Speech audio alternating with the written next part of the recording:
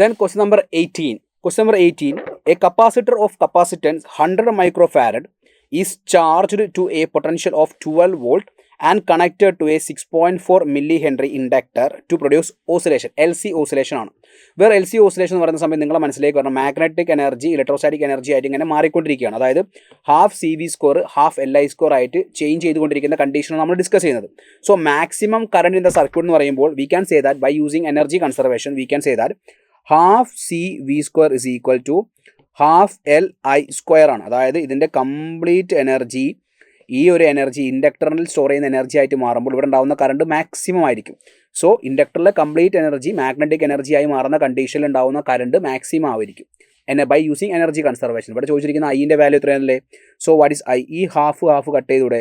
So I square is equal to Z/L into V square or I is equal to root of C/L into V എന്ന് വരും. സീൻ്റെ value ക്വസ്റ്റിൽ പറയുന്നുണ്ട് 100 micro എന്ന് പറയുമ്പോൾ 10⁻⁻⁶. Inductance 6.4 milli എന്ന് പറയുമ്പോൾ 10⁻⁻³ into volt എത്രയാണ്? 12 ആണ്. ദെൻ അടുത്ത സ്റ്റെപ്പിൽ നമുക്ക് പറയാൻ പറ്റും ഈ 6.4നെ നമുക്ക് 64 ആക്കിയിട്ടുണ്ടെങ്കിൽ 10⁻⁻4 വരും. സോ ഇവിടെ നോക്ക് നിങ്ങൾ സ്റ്റെപ്പ്. ഇപ്പോൾ 100ൻ്റെ റൂട്ട് എടുത്താൽ 10 വരും, 10⁻⁻⁶ റൂട്ട് എടുത്താൽ -3 വരും, 64 ആക്കുകയാണെങ്കിൽ 8 വരും. അപ്പോൾ 10⁻⁻4 ഇപ്പുറത്ത് വരും. അതിൻ്റെ റൂട്ട് എടുക്കുമ്പോൾ 10⁻⁻2 വരും ഇൻറ്റു 12 വരും. സോ നെക്സ്റ്റ് സ്റ്റെപ്പിൽ നമുക്ക് എന്ത് ചെയ്യാം? ഈ 10⁻⁻2 മുകളിൽ പോകുമ്പോൾ +2 ആയിരിക്കും. ആ 10ഉം ഈ ഒരു ടേമും കട്ട് ചെയ്യുമ്പോൾ ഇങ്ങനെ പോകും. So 12 divided by 8 that will give